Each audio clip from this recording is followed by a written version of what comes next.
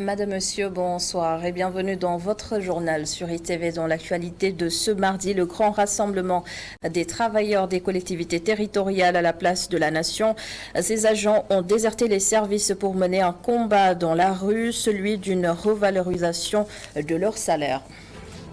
Mouvement d'humeur aussi à l'hôpital de Ziguinchor. Le personnel du centre de traitement épidémiologique réclame 7 mois d'arriérés de salaire et 3 mois de primes de motivation.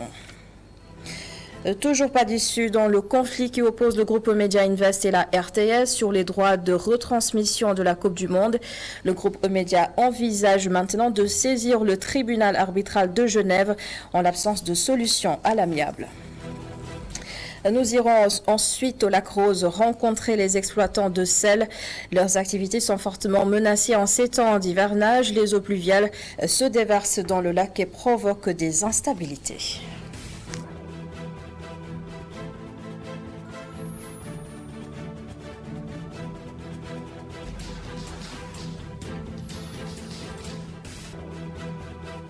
D'abord, cet accident mortel aujourd'hui à l'entrée de Bargny. 3 corps sans vie et une vingtaine de blessés ont été dénombrés. Un bus Tata de la ligne 86 et un camion sont entrés en collision aux alentours du quai de pêche. 12 des blessés seraient dans un état grave.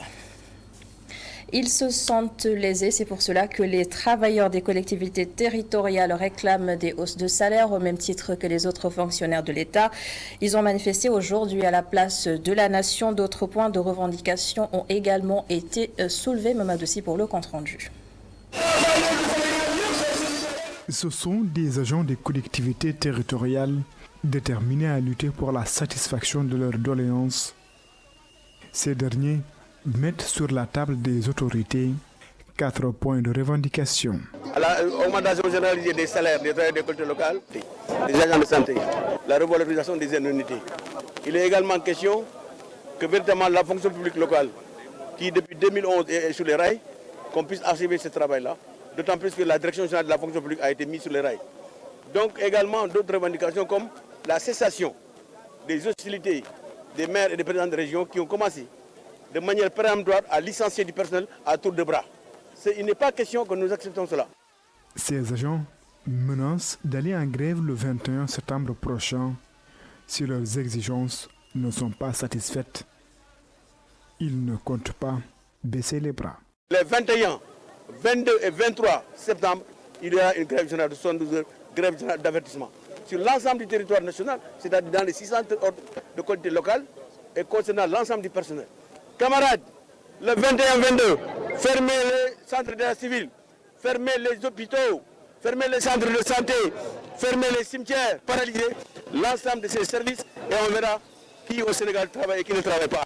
Les collectivités territoriales sont laissées en rade selon les agents.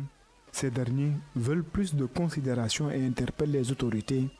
Ils se disent déterminés à poursuivre le combat jusqu'au bout. Et le mouvement a été suivi à Ziguinchor. Les travailleurs des collectivités territoriales maintiennent l'ultimatum de 30 jours afin que leur salaire soit revalorisé. Les explications du chargé des revendications, Habib Goudjam. Le territorial du Sénégal vient déposer auprès de vos services un préavis de grève en effet à la loi 2011-08 du 30 mars 2011 relative au statut général des fonctionnaires des collectivités territoriales. En son article 29, il stipule que toute revalorisation de rémunération des fonctionnaires de l'État s'applique d'office aux fonctionnaires des collectivités territoriales. Le gouvernement de la République du Sénégal a signé des accords avec les secteurs de la santé et de l'éducation en date respective du 26 février 2022 pour les enseignants et le 10 mai pour les agents de la santé et de l'action sociale. Ces accords concernent les points suivants. 1. Le relèvement du point indiciaire qui a évolué de 5 points, passant de 51,43 à 56,43 depuis le 1er mai 2022, au bénéfice de l'ensemble des fonctionnaires de l'État et des collectivités territoriales. 2. Les indemnités allouées au personnel de la santé publique et de l'action sociale, contenues dans l'accord du 10 mai 2022. En outre, la revalorisation du salaire des agents de l'administration conformément aux instructions du président de la République, suivant note du ministère des Finances et du Budget, à travers sa direction de la solde qui dit que ces mesures seront généralisées au profit de tous les autres corps de l'administration, magistrats, agents de hiérarchie A, B, C, D, E, dès le 3 août 2022. Par ailleurs, plusieurs préoccupations des travailleurs des collectivités territoriales restent encore insatisfaites. Il s'agit notamment de la prise en charge de la couverture maladie des travailleurs des présidents départementaux et les maires, le transfert de la pension de retraite à l'IPRES, de l'IPRES au FNR, l'application effective des organigrammes types des collectivités territoriales, l'intégration définitive de tous les travailleurs des collectivités territoriales dans la fonction publique locale. Il ne reste que 350 sur 11 000. La gestion effective de la masse salariale par le Centre national de la fonction publique locale et de la formation pour un traitement équitable des salaires de l'ensemble des travailleurs des collectivités territoriales. Ces agents réclament une augmentation de salaire.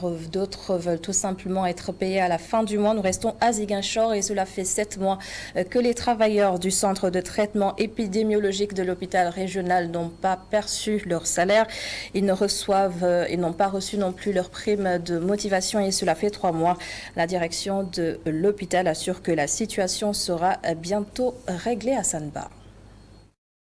Après plusieurs sorties pour réclamer leurs arriérés de salaire et de motivation sans succès, les travailleurs du centre de traitement épidémiologique de l'hôpital régional de Ziguinchor peuvent désormais compter sur le soutien des députés fraîchement élus du département de Ziguinchor pour se faire entendre. Oulimatou Sidibé et Guy Marius Sagna décident maintenant de porter le combat de ces blouses blanches pour le règlement de cette situation. Ce sont ces hommes, ces femmes, ces jeunes, ces pères, mères et soutiens de famille qui ont accepté d'être nos soldats de la santé dans ces centres de traitement épidémiologique, particulièrement ici à Ziguinchor, pour traiter, pour s'occuper de ceux qui sont atteints du coronavirus. Et comment est-ce que l'État du Sénégal les paye? C'est en leur devant 7 mois d'arriérés de salaire. C'est en leur devant 3 mois d'arriérés de motivation.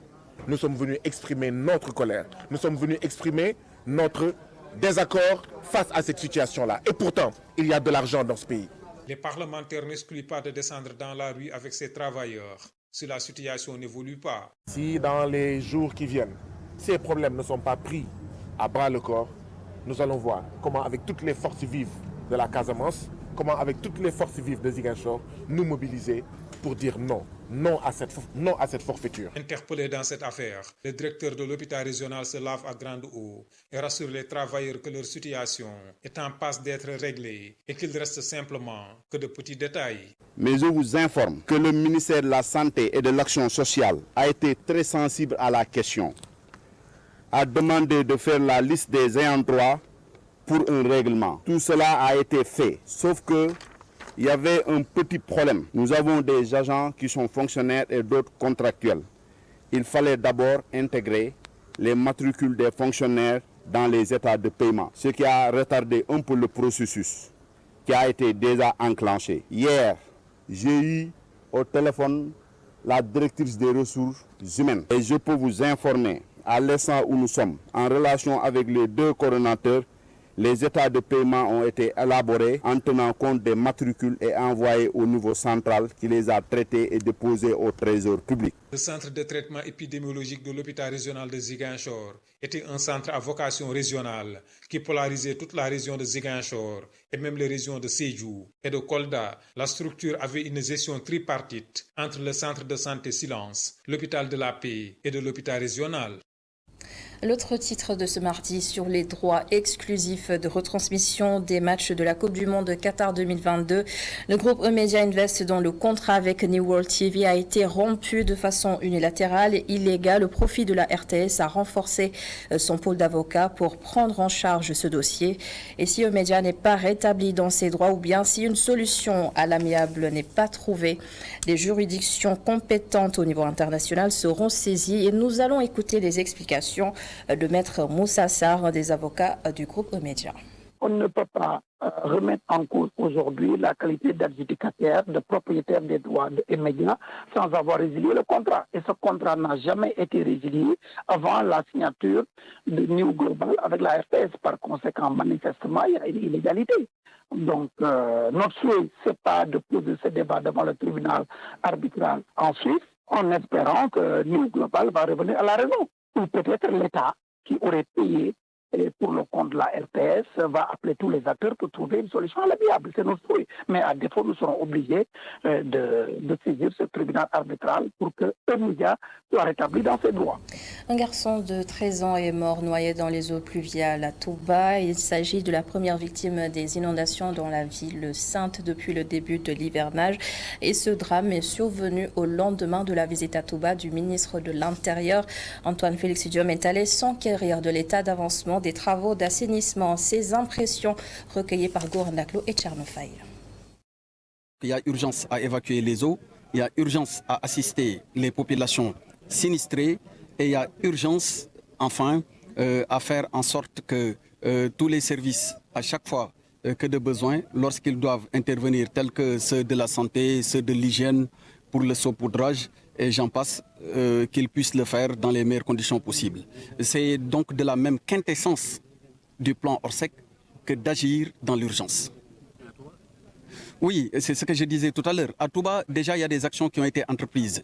Si vous avez bonne souvenance, l'année dernière, quand j'étais présent sur le même site, j'avais annoncé qu'une capacité de pompage de plus de 2100 mètres cubes allait être immédiatement mise en œuvre. Ce qui a été fait à l'époque, c'est ce qui aujourd'hui a permis d'endiguer ou en tout cas de contenir les eaux qui viennent dans le bassin de Kernyang. Tout à l'heure, nous étions également au niveau du PK9 de Ndamatou, où vous avez vu, de Ngelemou, à côté de Ndamatou, où vous avez pu vous rendre compte qu'il n'y a pas eu de débordement vers Ngiranen.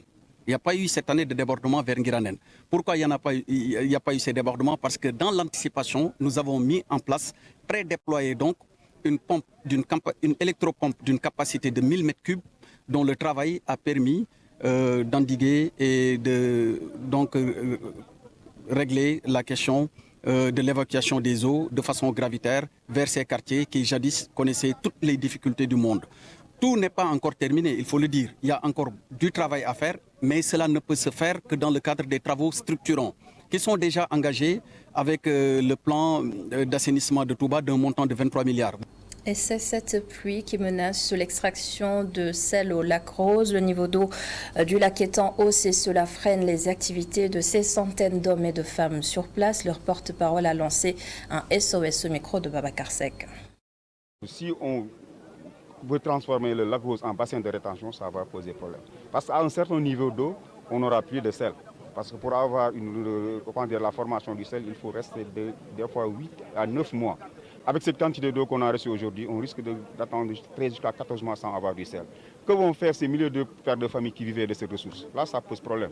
On ne peut pas soulager des gens de l'autre côté et vraiment compliquer la vie des gens de l'autre côté. Là, ça pose problème. Donc, il faut équilibrer la chose. Nous ne sommes pas contre la venue des eaux dans le lac, mais quand même, il faut équilibrer. Il faut un certain niveau d'eau qu'on ne peut pas dépasser. Si ce niveau d'eau est dépassé, ça risque de perturber le travail des gens, des pères de famille qui vivent ici. C'est une question de vie ou de mort.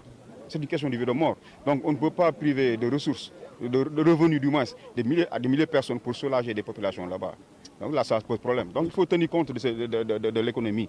La première difficulté, c'est d'attendre des mois pour avoir la ressource. Parce que le sel se transforme au fond de l'eau. Donc ça demande une certaine quantité d'eau. Avec les eaux de pluie là, et le débit là, ça risque de compliquer la situation. La montée des eaux, la montée des eaux de 2, bon, le sel qui était dedans, le sel se dissout. Avant, il faut attendre un bon moment pour avoir une autre formation du sel. Là, c'est un problème. Et cet appel nous vient de Pikine. Il est adressé au maire de la ville. Abdoulaye Timbo s'était engagé à agrandir les cimetières de Pikine. Et les populations souhaitent maintenant que les travaux soient achevés. Daoudegay est habitant de Pikine. Il s'est entretenu avec Boudan Djadj. Nous avons rencontré le maire, donc Abdoulaye Timbo, qui nous a donné des assurances. L'étude technique est déjà faite par l'AGETIP. Les travaux vont commencer au mois de décembre. Au mois de décembre, on a vu qu'on a commencé à déblayer, etc. Mais en tout cas, on peut dire que ce n'était que de la poudre aux yeux, parce que ça s'est bloqué là. Ce cimetière-là est plein. Ce cimetière-là est en train de se transformer dangereusement en une fosse commune. Et cela n'est pas sans créer des problèmes. La population ne peut plus attendre. Et ça, c'est à Abdoulaye Timbo que nous le disons. Parce que le président Macky Sall a fait ce qu'il avait à faire. Et nous la remercions. Nous avons demandé à Abdoulaye Timbo de nous accorder une audience il y a 2 mois. Mais jusqu'à présent, il n'a pas daigné répondre à à cette demande d'audience, ce qui n'est pas normal. Il a vu, il a entendu, et nous avons continué le plaidoyer, nous lui avons donné le foncier dont il avait besoin, parce que la ville n'a pas de territoire, n'a pas de foncier, mais comme ce foncier-là se trouve dans le périmètre communal de Pikine-Ouest, c'est le conseil municipal de Pikine-Ouest que nous remercions encore, qui a délibéré et nous a permis effectivement d'acquérir ces 4 hectares, 18 à 54 centiares. La balle maintenant est dans le camp d'Ablaye Timbo. Ablaye parle à l'AGETIP, parle aux Pikinois, dis-leur effectivement que l'AGETIP va s'exécuter, rassure les Pikinois, parce que tout simplement ce qui se passe dans ce média-là est tout simplement inadmissible. Allez, on ouvre maintenant une petite fenêtre sur l'environnement. C'est un fait, le Sénégal n'est pas un grand pollueur et compte réduire considérablement ses émissions de gaz à effet de serre. Notre pays a donc emprunté les voies de la transition énergétique. Des experts ont donc jugé opportun d'évaluer les politiques qui ont jusque-là été mises en place à la veille du démarrage de l'exploitation du pétrole et du gaz. Amadou Barry pour les détails. Dans un contexte où l'Afrique, continent peu pollueur, est pourtant frappé de plein fouet par les effets du changement climatique, le phénomène d'inondation et ses lots de conséquences, pour ne citer que cela, l'illustre avec acuité, les experts réclament une véritable justice climatique. Le sommet de la COP27 prévu pour la première fois en Afrique en fin d'année est une belle opportunité pour permettre aux pays africains de fédérer leurs efforts dans le domaine, estime l'un des panélistes du jour. Donc il est important que nous, pays africains, les plus impactés par cette problématique de changement climatique, ayons des initiatives déjà à prendre et des formulations très avérées qui vont effectivement servir de base de discussion au niveau de cette rencontre internationale interafricaine pour la première fois. Voilà à peu près l'idée qui nous a réunis aujourd'hui en tant qu'organisation de la société civile. S'agissant de la part des énergies renouvelables dans le mix énergétique, les experts sont unanimes. Le Sénégal est un modèle en la matière. De 2012 à aujourd'hui, est passé de presque 0,3% de la part des énergies renouvelables à presque 33% au niveau de production énergétique. Vous voyez déjà la part belle qui est faite au niveau du Sénégal, avec une politique ardue et des textes réglementaires qui viennent toujours conforter ce cadre-là. Le mix énergétique est une réalité au Sénégal. Nous avons fait un pas important. À la veille du démarrage de l'exploitation des hydrocarbures au Sénégal, quel rôle doivent jouer les énergies vertes dans le plan de développement du pays? L'expert privilégie un juste équilibre. On va essayer d'aller ensemble, qu'une partie des ressources qui vont être tirées de la production du pétrole et du gaz, une grande partie puisse servir aussi à l'émergence ou bien plutôt à la production ou à la mise en place de projets d'énergie renouvelable dans sa globalité. Face au dilemme de la plupart des pays africains, confrontés aux défis de développement économique et au changement climatique, les panélistes du jour préconisent d'allier de façon responsable les différentes sources énergétiques. Tout autre chose à présent, après l'installation du bureau municipal de Tchadiaï, certains conseillers ont remarqué que la parité n'a pas été respectée. Ils estiment alors qu'il faut dissoudre ce bureau et organiser une nouvelle élection au Montagakan. Les conseillers municipaux de la coalition avec Ligue Kati, qui compte 9 conseillers dans le conseil municipal de Tchadiaï, estiment que la règle de la parité n'est pas respectée. Ndengone Fall est l'une de leurs porte-parole du jour. Tout le monde sait que le code électoral commande la parité. Nous venons de sortir des élections locales. Notre coalition avec Ligue Kati a réussi à engranger 9 conseillers. La parité n'est pas du tout respectée dans le bureau municipal. À les en croire, la Cour d'appel de Thiès a ordonné l'annulation du bureau municipal. En date du 28 avril 2022, dans son audience, la Cour d'appel de Thiès a demandé sans équivoque l'annulation à partir du premier adjoint de tous les membres du bureau du conseil de Tchadjaï. Il demande au maire et au sous-préfet d'organiser rapidement l'élection du bureau du conseil municipal. Nous demandons tout simplement à monsieur le maire et le sous-préfet de Tchadjaï de prendre acte et de considérer notre demande, réélire le bureau du conseil municipal de Tchadjaï. Nos efforts pour avoir la réaction du maire ou de l'administration sont restés infructueux. Et dans le reste de l'actualité, 2 ans après 2 ans de suspension en raison de la crise sanitaire, le pèlerinage au lieu saint de la chrétienté reprend cette année.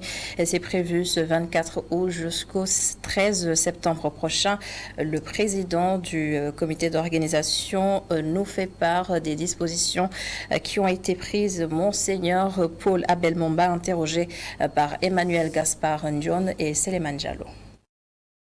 Nous sommes à la veille de notre départ pour l'édition 2022 du pèlerinage, dont le thème est « Pèlerin de la synodalité », en lien avec le thème que l'Église nous propose ces années jusqu'en 2023.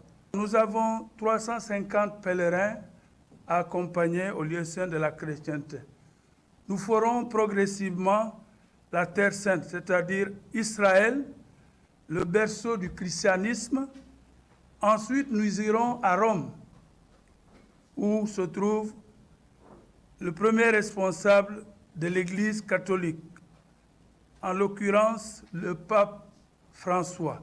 Nous avons pris les devants pour conseiller nos pèlerins à se faire vacciner et à avoir un pass sanitaire. Les informations que nous avons eues, la plupart des aéroports ou des pays demandent le pass sanitaire. Et comme nous allons en groupe, il est bon aussi de se prémunir pour ne pas mettre en danger l'ensemble du groupe. Et voilà, c'était l'essentiel de l'actualité de ce mardi. Merci beaucoup d'avoir suivi ce journal. Merci à l'ensemble des équipes en régie et bonne suite des programmes sur ITV.